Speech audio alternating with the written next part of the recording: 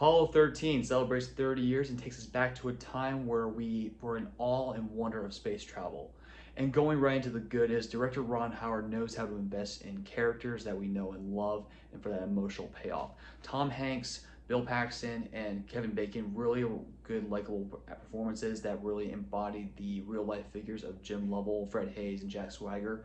And as you go along with this adventure into the Apollo 13 mission, it was great to really go back to this time of American history where we kind of forget how the space race was in terms of what it was all about and how we approach space travel going into it. In addition to that, the tone in this case is really engaging. As soon as you get through the establishment of the characters, you go right into in space travel in that case, and you're along for the whole roller coaster ride. You feel the tension it is trying to get these men home after this accident. And the other thing that stood out to me in this rewatch is the theme in that case is that no matter the circumstances and throughout many tragedies, mistakes, accidents, it basically puts people to the test where human ingenuity can be inspiring and followed up with its finest hours in terms of what we can accomplish in overcoming overwhelming obstacles and challenges no matter what the odds are.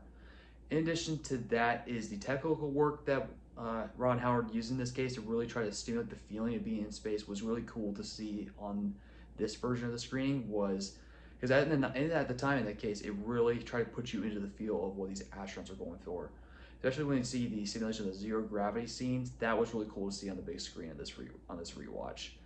In addition to that is mainly that it was a brisk pace to where once the accident happens and you are along for that ride, it's a non-stop roller coaster ride that really has you on the edge of your seat. The only trade-off I always saw is like maybe that one little tidbit of between the first and second act before the accident could feel a little slow at first and not as engaged as you think it could be.